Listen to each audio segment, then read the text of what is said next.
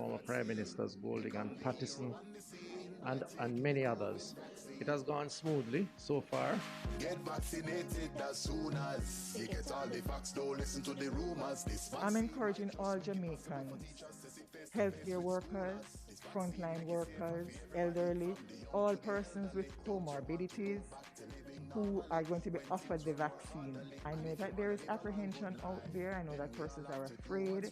Some persons will tell you don't go. They say I'm not going to go. But I am encouraging you, not just as a healthcare worker, but as a regular Jamaican, protect yourself from COVID-19 infection. Get vaccinated as soon as you get all the facts, don't listen to the rumors. As COVID-19 cases increase, persons may be required to self-isolate at home. Self-isolation means persons' movement are to be restricted to one area of the house, away from others within the household. There should be no visitors, no sharing of utensils or facilities, no washing of linen and clothes with others in the household. There should be constant cleaning of surfaces that are regularly touched with mild disinfectants or at least 70% alcohol. Self-isolation will be for persons who have mild symptoms of COVID-19 or persons who are COVID-19 positive that the health team deems suitable to isolate at home. For more information, go to jamcovid19.moh.gov.jm or call 888-1LOVE or 888-663-5683. A message from the Ministry of Health and Wellness. The next person in line, your friend at school or your co-worker, may have COVID-19 and not know because they have no symptoms. You, on the other hand, could be hospitalized for 2 months or more if you become infected. Is it worth it? Stay socially connected, but keep the physical distance. Stay 6 feet away and avoid a hospital stay. COVID-19 is not over. Protect yourself while protecting others. A message from the Ministry of Health and Wellness. Good evening, ladies and gentlemen, members of the media. Thank you so much for joining us for the Ministry of Health and Wellness's COVID-19 conversations for Thursday, July 1, 2021. We apologize for the late start. The Minister of Health and Wellness, Dr. Honorable Christopher Tufton, he's joined by Dr. Jacqueline Bisesa McKenzie, our Chief Medical Officer of Jamaica, and Dr. Melody Ennis, the Director of Family Health Services in the Ministry of Health and Wellness. We'll begin this evening's conversation with an update from the Minister. Thank you very much, Steve. Good evening, ladies and gentlemen. Firstly, let me apologize for the late start. We've been having some meetings earlier, and that includes, of course, meeting with the JMDA, which is an unfolding issue as we speak. So I was held up in those discussions, very important, as you know, to the interest of public health. So we apologize. Welcome to COVID Conversation. As usual, we give an update on the surveillance efforts across the country to look at where we are in terms of COVID and the numbers. And we are also going to be speaking a little about our vaccination program. This weekend should be an active weekend for vaccines, and we're very happy to say that, particularly or specifically for those who are between 8 and 12 weeks for their second dose after having their first. That's where the focus will be, and those are the persons we are anticipating will come out.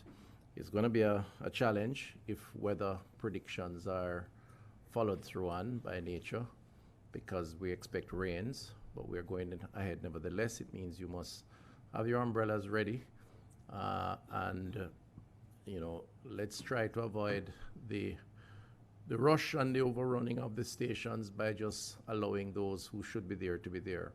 But we'll speak more about that. So for starters, let me ask the Chief Medical Officer to give the usual update. CMO. Good evening, Minister, and good evening, everyone. We'll start the update. This is data as of yesterday, the 30th of June. So we confirmed yesterday 42 cases, and that would have bring our total to 50,166 persons that have been confirmed since March 10th last year with COVID-19. We also would have recorded some additional deaths, which would have brought our deaths to 1,080 deaths. Our case fatality rate is 2.2%, and our daily positivity rate was 5% yesterday, with a 7-day average of 6.3%.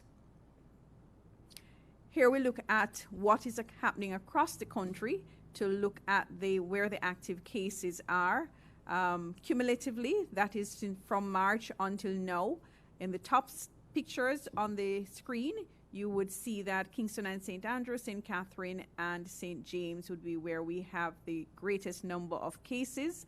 And also in terms of rates, that Trelawney, St. James, and Kingston and St. Andrew and St. Thomas would be where we had the highest rates of COVID cases. In terms of active cases presently, we can see that where we have the largest numbers are Kingston and St. Andrew, St. Catherine, St. Anne, St. James, and Westmoreland. And the highest rates are really concentrated in the northwestern parishes from Westmoreland, Hanover, St. James, Trelawney, and St. Anne. So in terms of geographical spread, we are now down to 28% of communities that are affected. This is 219 of the 783 communities island-wide that are now affected, meaning that we have had confirmed cases over the last 2 weeks in these communities. And where we want to be to say that we are at a relatively low spread, geographical spread would be 25%, less than 25% of communities being affected. So again, a reminder that we're coming from a high of about 75% of communities being affected. This was in March of this year, and we have been gradually going down. So importance of maintaining our precautions so that we can continue to track down in terms of the number of communities that are affected. And here we look at the number of admissions to hospital, and that is in the pink on the screen and would have peaked in March of this year and has been gradually going down. And at the end of the last couple of weeks, we noticed that it has been up and down in terms of new admissions to hospital for either suspected or confirmed COVID. So we're not out of the woods as yet. We can see that there is a slight tracking down overall, but certainly it has been up and down over the last couple of weeks, and we really would want to see a convincing line trending down in terms of the admissions, and we are not seeing that as yet. And here we look at the number of deaths that is in red, and you can see that that number is trending down. A lot of persons are concerned when they hear the deaths being reported each day. And I just want to say again that this represents many cases that have been under investigation, and that we would now be getting all the information and being able to classify these deaths either as being directly related to COVID or being coincidental, meaning that the persons did have a positive COVID test, but they died of another cause. So in terms of our daily positivity rate, we can see that also that is trending down. Again, our peak in March of this year and gradually going down since then. And where we want to be, if you can see the screen, you will see the green line at 5%. And you would recognize that yesterday we had a daily positivity rate of 5%, but our average over the last 7 days was 6.3%. So still not quite under the 5%, which is where we want to be. This is just showing, this graph that is on the screen is just showing that the green zone is where we want to be, and we are still in the yellow zone, which is medium transmission, and we want to be in low transmission, below 5%. This look at our bed occupancy levels. Earlier we spoke about the admissions to say that the admissions were still up and down and we're not seeing a constant moving downwards. This is our admission levels, and so therefore in terms of the number of persons that are actually occupying beds. So you would have cases that are being discharged and you have persons that are being admitted. Our average daily occupancy rate you will see now is between 150 to 200, and lately you would see at the end of the graph that it is going up a little bit, and that is something that we have to be very, very cautious about in terms of our exposure levels in our communities. We have to ensure that our positive cases maintain their isolation and that persons who are in contact with them remain at home, and therefore that we can decrease exposure. And here we look at our reproductive rate, and we have been tracking this, and you would recognize that in the pink, if you can see the screen, that the reproductive rate, looking at the number of confirmed cases that we are seeing, is tracking down. However, in the blue, we have to exercise some caution still, because that blue line, which is tracking the reproductive rate using the admissions, which is a lot more objective at this time. If you're tracking using the admissions, you will see that the reproductive rate is still on that level of 1. It is not going below 1 yet. At one point, a couple of days ago, weeks ago, we were below 1, but now we have gone a little bit above 1 over the last couple of weeks, and now are really tracking on 1. So this is a word of caution to everyone that we are not out of the woods. And our trend in our positivity rate, as we've said before, 6.4%, the 7-day average, where we want to be in the green zone, is below 5%. And a reminder to everyone that even though restrictions are being lifted, there are clear interventions that have worked. And therefore, persons need to take on the responsibility for themselves and for the persons around them, their family and their friends. And not because you are allowed now to have some gatherings, should you all be going out and discarding your preventions. It is still the gathering restrictions that has been the most effective. So persons need to be responsible and to adhere to restrictions, impose on themselves restrictions so that they can prevent exposure and prevent an increase in the number of cases. And even though curfew times are going down, people should impose on themselves because they want to protect themselves and they want to protect their families. They should impose on themselves curfews, physical distancing, utilizing all the precautions when taking public transportation, shield their elderly persons, especially those that have not been vaccinated, while encouraging them to get vaccinated, and to work from home as much as you can and to avoid all the crowding that you will find in some places. These are still the best interventions to prevent exposure and prevent spread of COVID-19.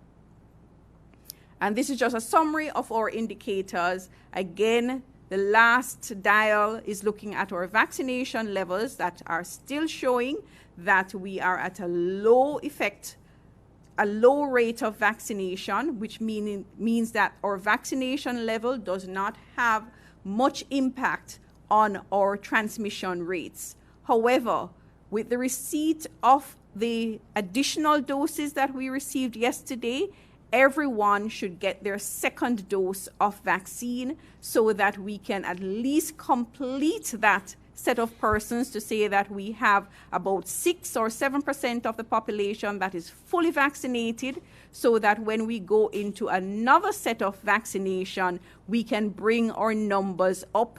Hopefully, if we get vaccines in the country on time, we can still work to get our vaccination levels at a much higher level so that we can feel confident going into the September period. Minister? Thank you very much, CMO. So you've heard it, ladies and gentlemen. We see some encouraging signs, but I am most concerned about the reproductive rate of one. We observe trends as part of the surveillance, and therefore we will continue to watch that.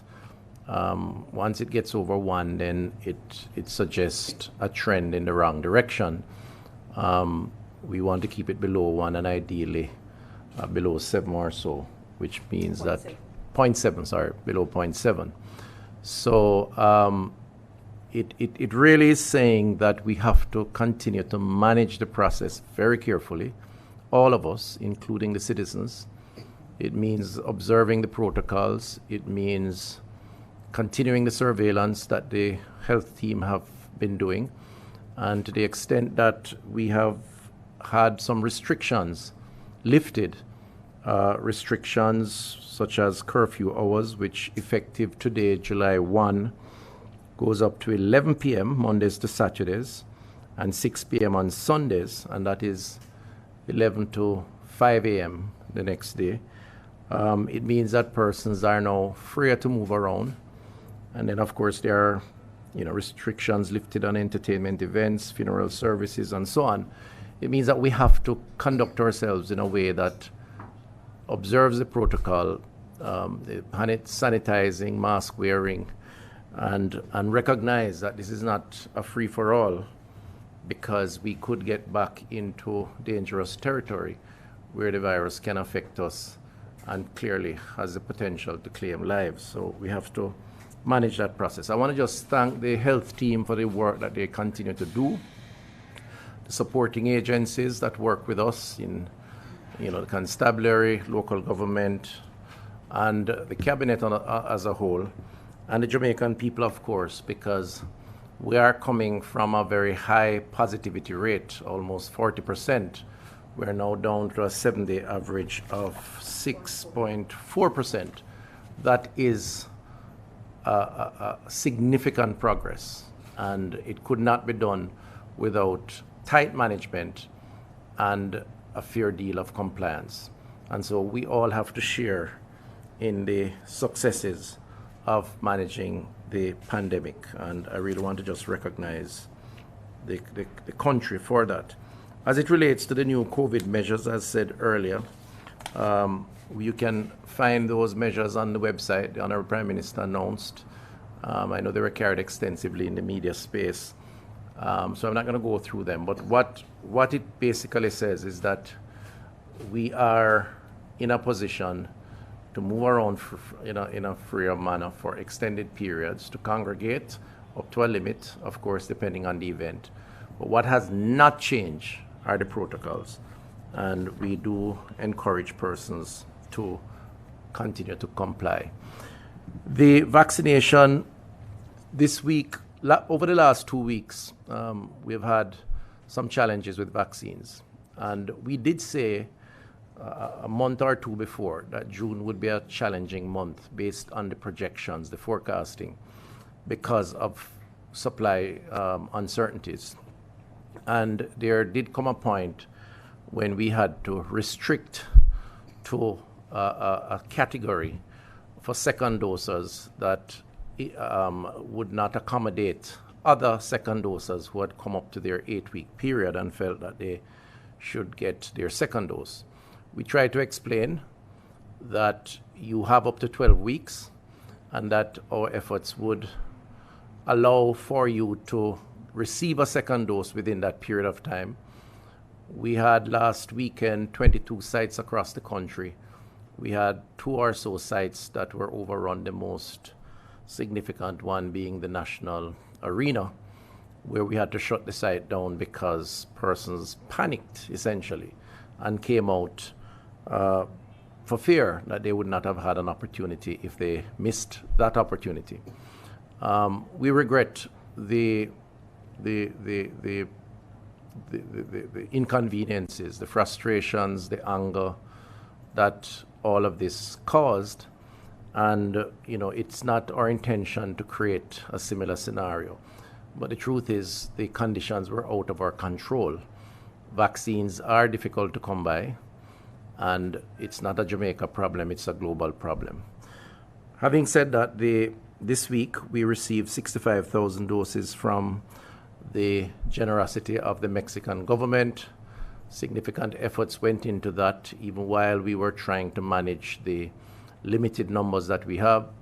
The Ministry of Foreign Affairs and Foreign Trade, the Ministry of Health, the National Health Fund, a combined effort, but led by Foreign Affairs and Foreign Trade, Minister Johnson Smith. And we saw a day or so ago an arrival directly from Mexico by the Air Force with a strong delegation demonstrating the friendship between both countries and the importance of global collaboration in managing this pandemic. And so we now have in our possession the 65,000 doses.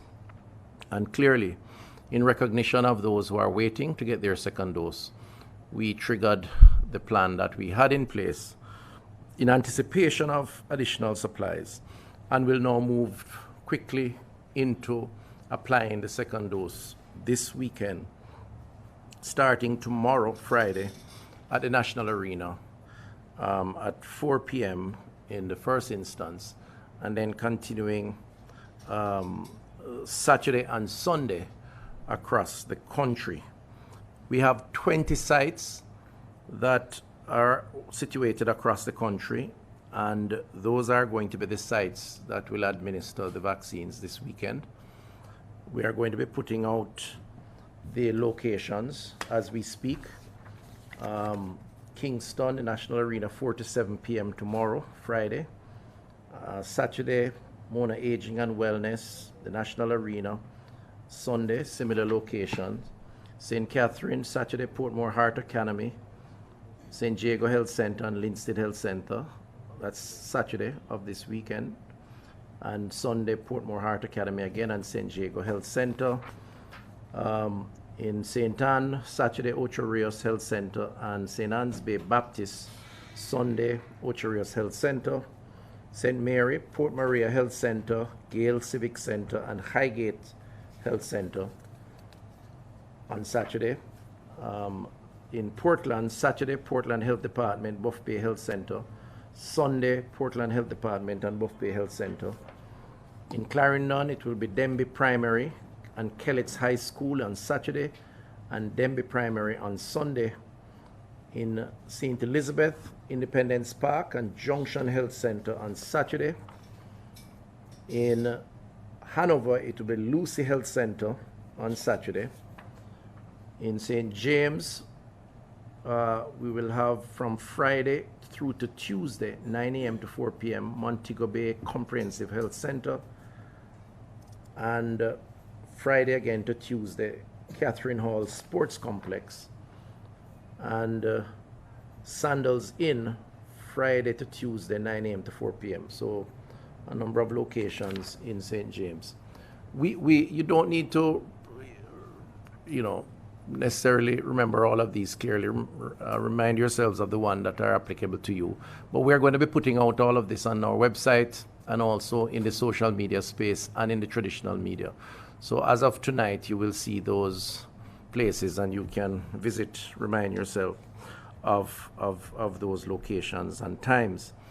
We are, however, going to be requiring persons to make an appointment online at the ministry's website, www.moh.gov.com, or through the vaccination call center at 1-888-1-LOVE. That's 1-888-663-5683. And persons who receive an appointment confirmation should take their vaccination cards, TRN, and a government-issued identification or letter from a justice of the peace to the sites to receive their second dose. So take your vaccination card and an ID. It's important because we know there's going to be a temptation for persons to come to get a first dose or maybe even to get a second dose under the 8-week period, because there may still be some residual value of or residual feeling of concern or even panic that when these supplies run out, there won't be any other. I want to reassure you that things will get better based on the discussions that are taking place. And we really want to deal with those persons who have had their first dose 8 weeks and over, between 8 and 12 weeks, so they are due their second dose. We want to use this weekend to give those persons the opportunity to get their second dose. So I appeal to the public, do not go to a center if you do not fall in the category of requiring a second dose 8 to 12 weeks. If you go and you fall outside of that, or you don't have evidence of that, the chances are you're going to be turned away, and we do not want you to have that inconvenience. We will revisit the approach after this weekend to include others. But right now, we think it is only fair, given that these persons are in the due dates, that we deal with them first. And I want to make that abundantly clear. I want to appeal to your patience and appeal to your good conscience to allow those persons to get their appointments. Now, they can go online or call to get the appointments. For whatever reason, if you don't get an appointment, for whatever reason, during that 3-day period, and you turn up but you have evidence that you are due, we will make an attempt to accommodate you because you fall in that category. But we are not going to be as generous with those who don't fall in that category. So I want to really, I know I sound like a stock record repeating myself, but it's so important because we're trying to avoid the unnecessary congestion so that it is a smoother process. You will note that we have changed some of the locations, and that's because we have assessed in the parishes where the numbers are, and therefore we anticipate or are planning for a certain number, and therefore we may not need as large a venue as in the case of a larger category of persons that we would have been expecting. We're only dealing with the second doses 8 to 12 weeks. In some parishes we have 500 people, in another parish we have 1,000, so we choose the venue depending on the numbers that we have. So if persons are wondering why we went to a smaller location, it's because we're dealing with those persons. If you come and you're not supposed to be there, then you're going to create chaos at those locations because they're not prepared for higher numbers. So I really hope that we appreciate that. Now we're looking to inoculate somewhere in the region of about 25,000 Jamaicans who are due who are in that 8 to 12 week category, and they're spread out, of course, across the country. The largest site, obviously, is the National Arena. We went through the National Arena in the first blitz very smoothly. We did, a few thousand people in the case of a particular day. Under normal circumstances, if the persons who are supposed to be there turn out, it will be smooth. We'll make provisions for persons to wait in the indoor sports center as we did the last time. So whether it's raining or sun, they'll be okay. We don't have to have the crowding out at the gates, the long lines, people falling down, if the persons who belong there are the ones who come.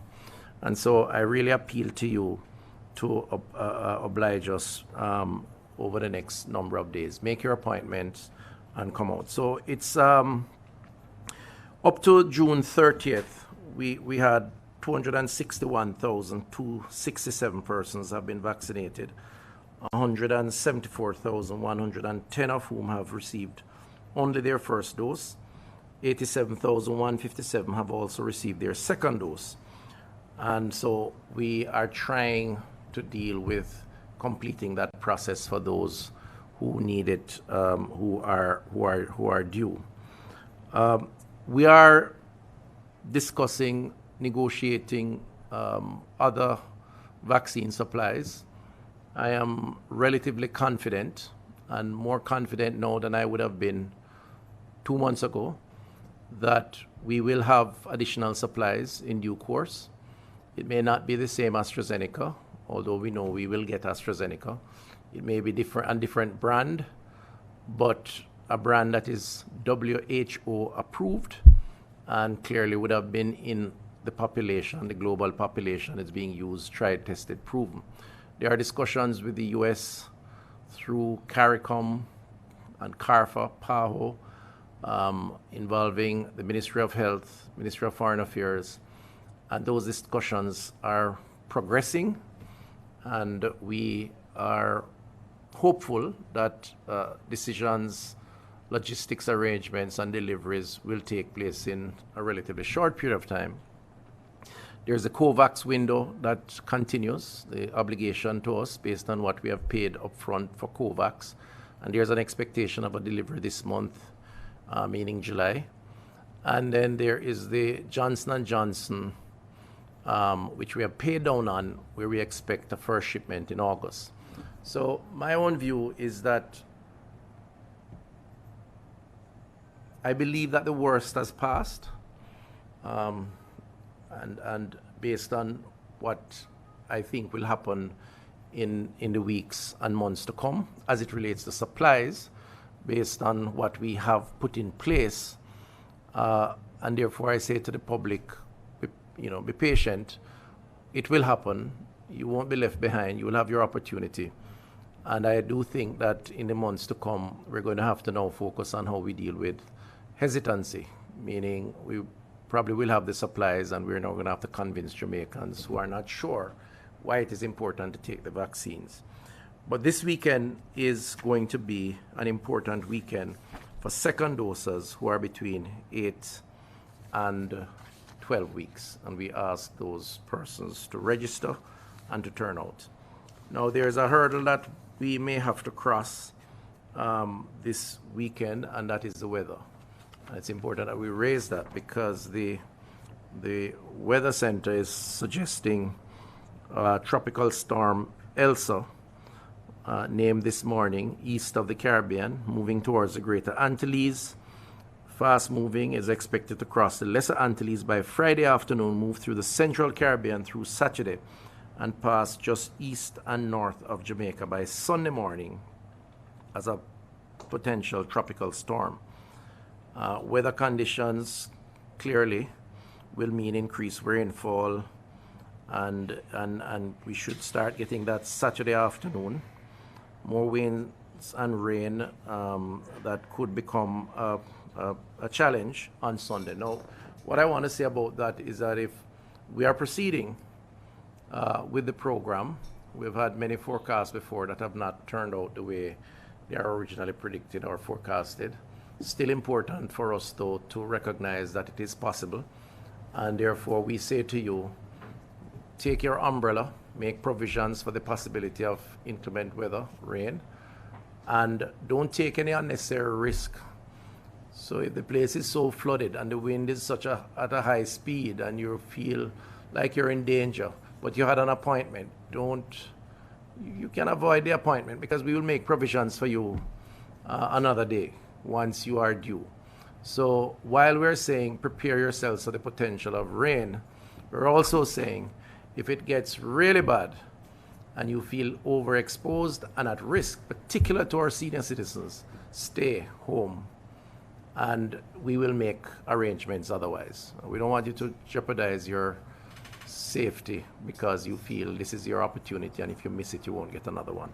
And I want that to be very clear. But be prepared for rain. And to the 20 sites across the country, we have made provisions to ensure that we have the necessary protection, meaning the tents and the locations where persons do not have to wait for a prolonged period on the outside because of the possibility of rain. I want to close by just quickly saying a few words on the issue related to our junior doctors, the JMDA members. Today, of course, we had a number of them reporting sick, calling in sick, and we had approximately 47% or 488 of the 1,036 doctors reporting for work, 22% or 86 of the 387 expected in the Southeast Health Region reporting 51% Northeast, 57% or 165 in Southern Health Region, and while 73% or 179 of the expected 245 turned up in the Western Health Region. We have monitored the situation. We've tried to ensure that services continued. The consultants came out and other support staff to ensure that the critical services were maintained. It's a regrettable situation for so many doctors to be not well on a particular day. And clearly there are issues that have to be resolved to make them well. And I've had a couple of meetings today. We started off late this evening because I was in a meeting, and I left that meeting to come here. The PS is still in that meeting. I think we're making progress, but I'll say no more than that until the meeting ends, which hopefully will be soon, at which point I've asked that a statement be sent out to indicate where we are in terms of the discussions. I close that segment for now by saying that all our medical clinicians or medical practitioners are important. Public health is at a critical juncture. The country has depended on us and has given us support over the past 15 months to deal with this pandemic.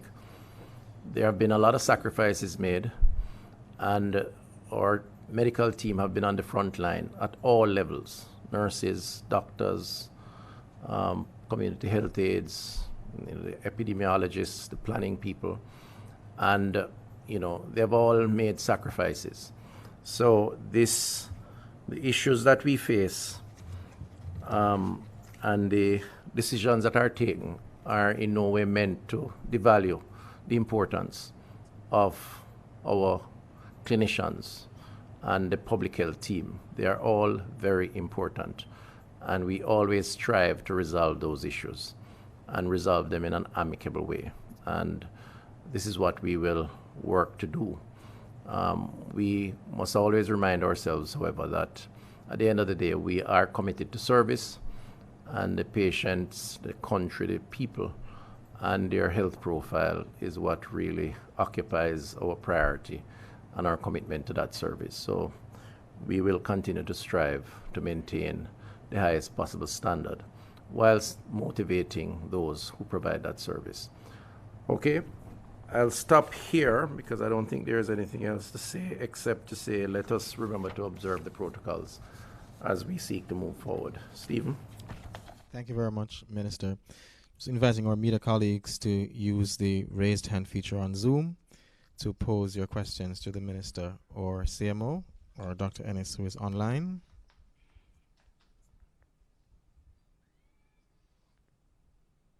I'm going to begin with Emma Lewis. Hi, good evening. Just a quick question, not related to the doctors, but I just wanted to know, what is your plan going forward in terms of, this is probably a question for CMO, surveillance and testing in communities, and have you sort of changed your strategy in terms of testing? That's it, especially as we're going into the, more relaxed curfew, whether there's been any change of plan there, apart from what you normally do. Thank you. Right. So, in response to your question, our surveillance protocol has not changed, and while it is that the numbers have come down, then the clustering within communities that would have led to community interventions would have been reduced to the point where we're not doing community interventions at this time, because we have not identified any significant clustering. We respond to what happens on the ground. So where it is that we do pick up that there are areas that there are clusters, then of course we would go in and do the necessary interventions there. So the surveillance protocol is one. We have a set number of areas that we take cases from, but then we're also responsive to what is happening on the ground by increasing that surveillance. And the regular protocol means that we are still testing those persons that come into hospitals or general hospital admissions. And because hospital admissions are coming from all over the communities, it gives you a good idea as to what is happening in the community. So we are encouraging all our physicians. We had set out some guidelines, and we are still utilizing those to say that elderly persons, any kind of comorbidities, vulnerable communities, all of these persons that come into hospitals are to be tested. That's our general hospital admissions. We are also doing our suspected cases. So anyone that comes in with illness that is suggestive of COVID or contacts with somebody who had COVID, they would become suspected cases and they would be tested. And then we are testing also all persons that come in with respiratory symptoms into our health facilities. Normally we would do our influenza-like illnesses and our severe acute respiratory illnesses, but we have moved that to an enhanced respiratory surveillance where anybody that presents with any respiratory symptoms at all, those persons are tested. So, and then you have the case investigations, where the case investigations will lead to the identification of contacts and the contact tracing that would lead to testing. So these are general things that we continue to do in terms of our surveillance protocol, but of course we are responsive, and if we see that there are clustering that is happening in any of the communities, then that would indicate to us that we would need to widen the net in that area in terms of the testing. But we encourage all our physicians at the different sites, in health centers, in the hospitals, to continue the surveillance, and we encourage persons that have symptoms to go into the facilities to get tested as well. All right, thank you very much, CMO. We're going to go to Cassius Watson from Jamaica Social.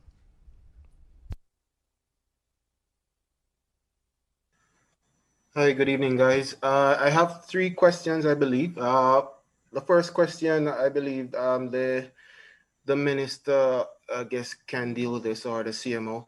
Regarding I've noticed on your daily chart, I've seen where over 40,000 people are on home quarantine. I believe this may be the largest figure I've seen since we've started dealing with this pandemic. Are there concerns that a number of these persons are not staying home, especially with a variant out there that everybody's kind of second checking right now, the Delta variant? A lot of countries are adjusting and are slowing, opening and all that. Any thoughts on that and that impact it could have? That's one question. The second question is regarding the Delta variant. Have we sent any samples to CARFA to get tested for that variant? Any observations there? And thirdly, recoveries. Seeing some improvement in recoveries, but any thoughts on whether or not you'll be putting more hands on getting that number up? That's it. Okay, so certainly we are concerned. The number of persons that are on quarantine would reflect the number of persons that are arriving in country. And so we are at significant risk, considering that over 90% of the population is still not vaccinated. And therefore we encourage persons, to maintain the precautions, but not only the persons that who are themselves under quarantine, but the persons that are around them, to encourage them to adhere to the precautions and to remain in quarantine, The quarantine period has been reduced to 8 days. That itself puts us at a bit of a risk, but still, we do expect that we would pick up most cases that would become symptomatic within that 8 days. And so it's very important that persons stay home at least for that 8 days to ensure that they are not developing symptoms that they would need to have further testing. The Delta variant is something that we really are watchful for. We certainly don't want to have that in country because we recognize that there's an increased transmissible rate and also that there's an increased chance of admission. And so in our population that is vastly not vaccinated, it does put us at risk. In terms of the testing for the variant, we sent off 200 samples to PAHO testing laboratory in Brazil last week. We have another 92 samples that we have sent off to the CDC. I'm not absolutely sure that went off this week, but that was the plan, to send off another 92 samples to the CDC and another 100 samples to PAHO to be tested in Panama. So we have 3 arrangements in place now. We really have had some problems in terms of getting the genomic sequencing done. And a lot of that delay has been because of transportation, not because we have not had willing partners to do the testing, but the transportation problems have delayed us getting the samples out, even to the extent that transportation routes, because they have to be long-winded, have resulted in damage to the samples that made not all of them at some times suitable for testing. So we believe that we have worked out something now, a more reliable transport method to get these samples out. And we have 3 partners, the PAHO, CDC, and CARFA, to do the testing. So we do expect that at least every 2 weeks, we should be getting out at least 100 samples for testing. The turnaround time, once they receive the sample for PAHO, we have been told is 2 weeks. The samples, last batch went out last week. They are in receipt of the samples. So we are hopeful. We know that sometimes we get times and it may not turn out to be exactly that, but we are hopeful that in another 2 weeks we would have the first set of results, and thereafter we should have results coming after. We also have started to do some in-house testing using kits that are donated by PAHO that enable us to choose the samples better for testing. So we have now a method in place where we can pick up whether or not there are mutations. So mutations can be quite varied and can sometimes not be of any significance at all. But we can now pick up if there are any variations from the normal wild type. And those are the samples that we have been sending for testing for genomic sequencing to see if those mutations show any variants of interest or variants of concern. The recoveries, yes, we have been working on that. We've been getting a lot of queries where this is concerned. Our team met 2 days ago, and we are looking at reviewing the process by which we discharge persons from isolation, because we do recognize that several persons would have completed their 14 days without any event, and so therefore are really discharged by the parishes. But in terms of reconciliation with the numbers in the National Surveillance Unit, that does take a while. So we have looked at the process over the last 2 days with the intention to make it more efficient so that we can get those numbers down and more reflective of the true picture of the active cases in country. Thank you very much, Simo. Debbie Ann Wright from RGR is asking, given that some junior doctors have been helping with the vaccination program, is it possible that the weekend blitz could be affected?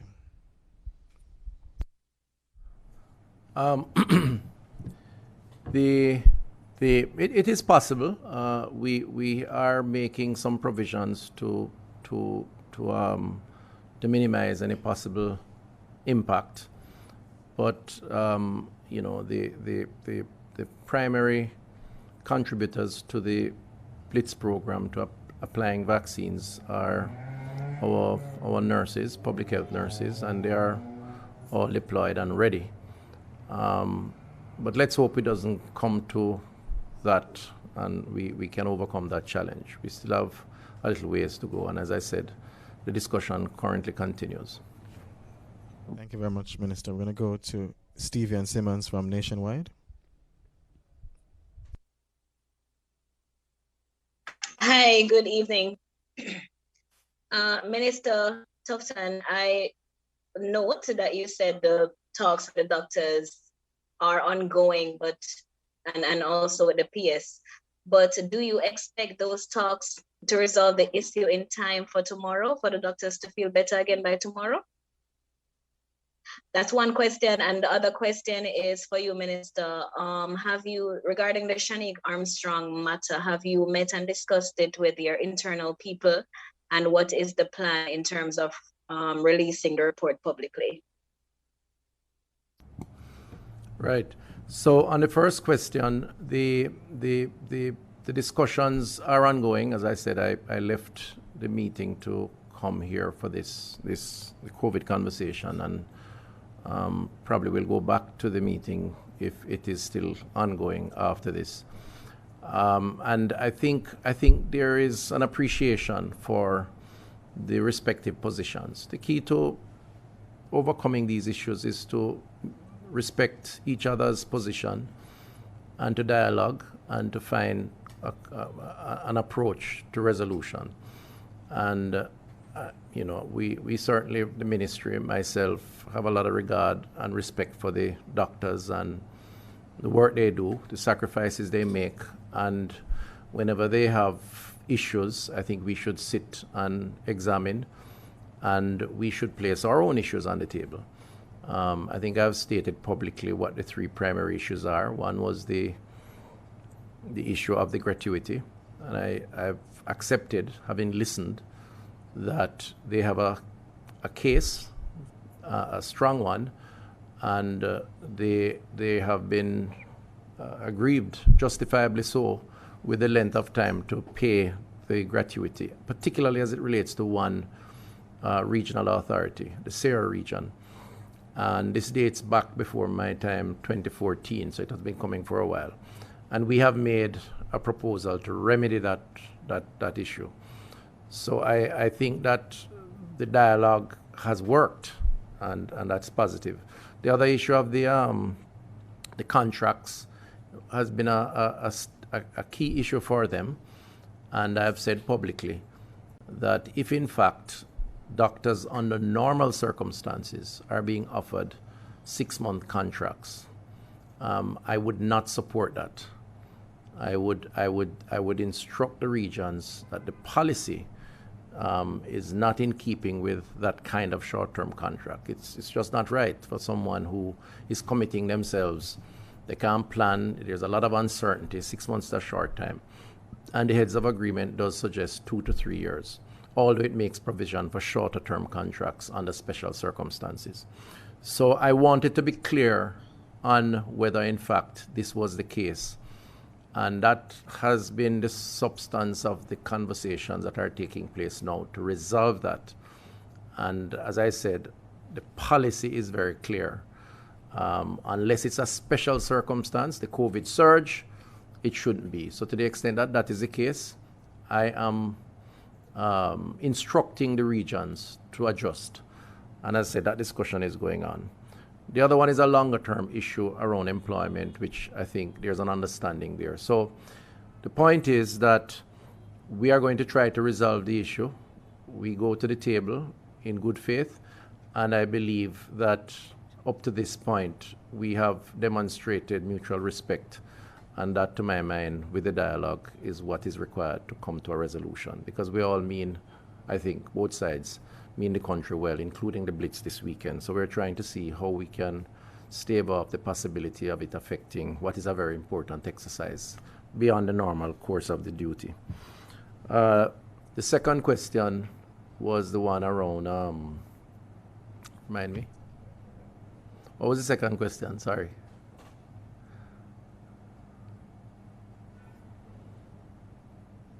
Oh, the Shanique Mairike, the Spanish Town issue.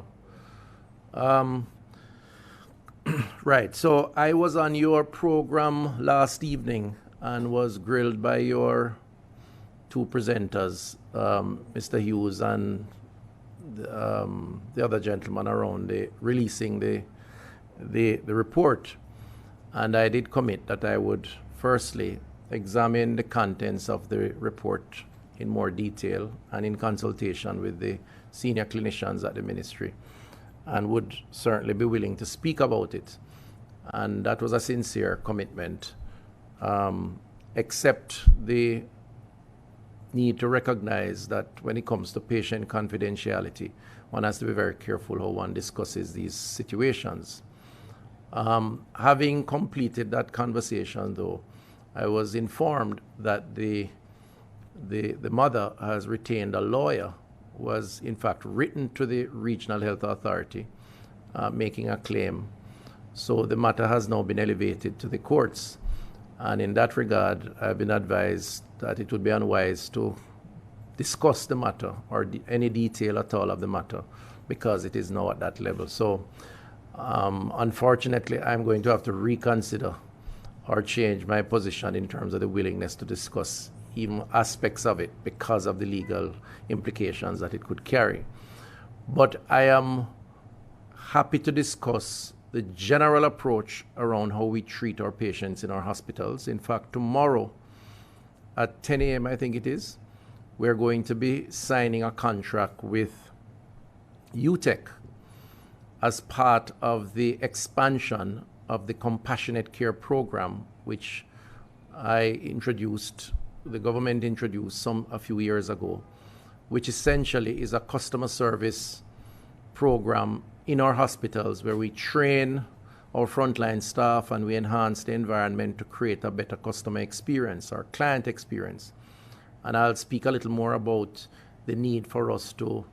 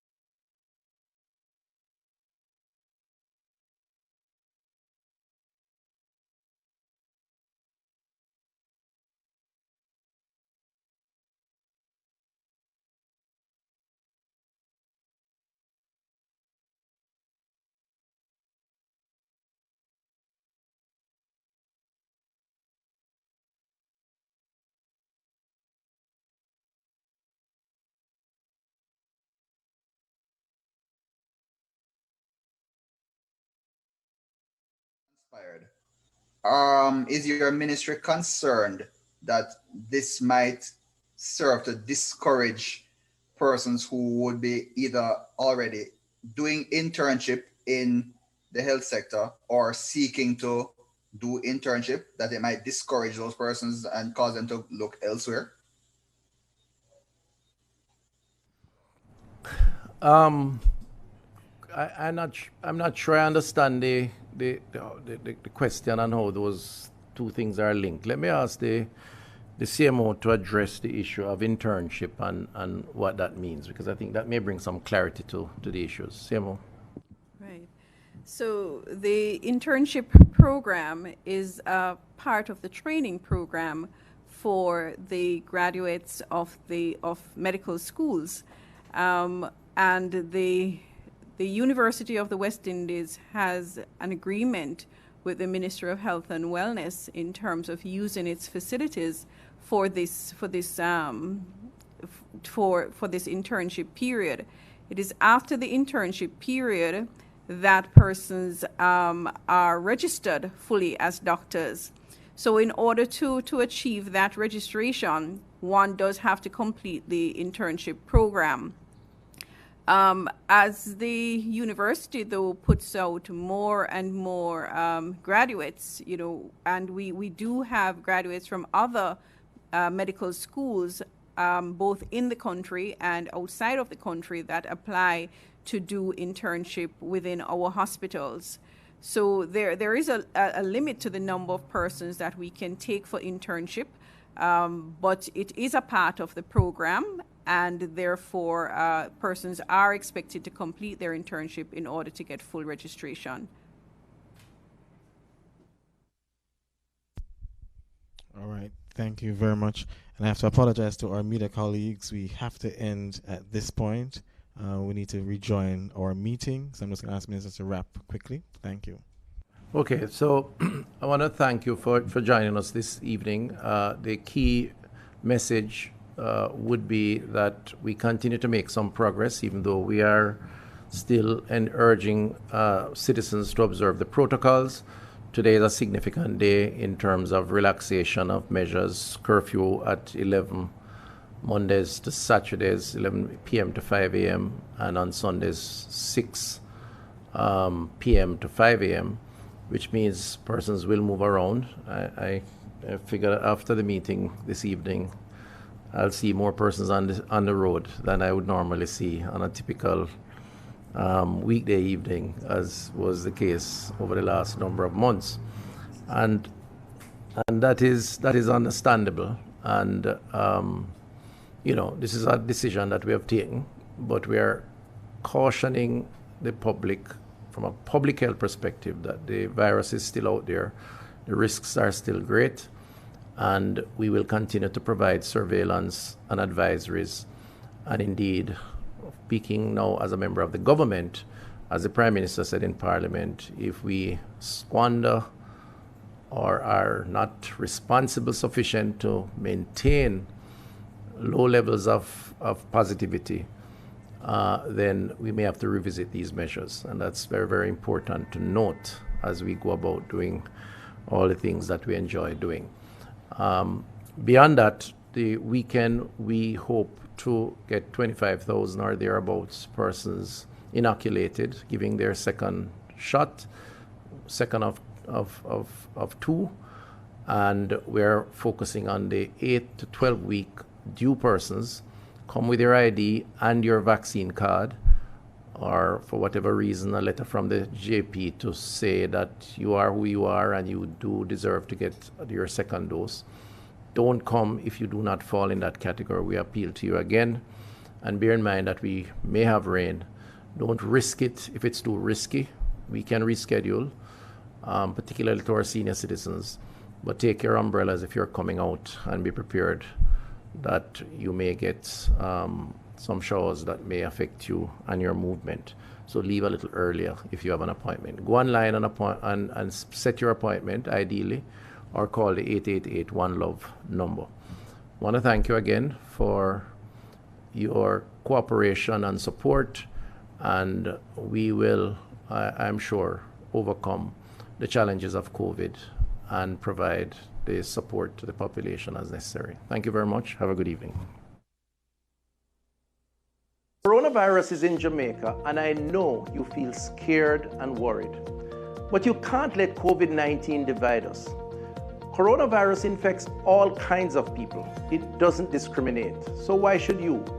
When someone coughs or sneezes or shows signs of the virus, tell them to call 888 One Love immediately. And remember, stay 6 feet away, but don't attack or disrespect them, because we're all in this thing together. Come on, Jamaica. Cut the hate and don't discriminate. Let us stand together and fight COVID-19 as one family, one nation.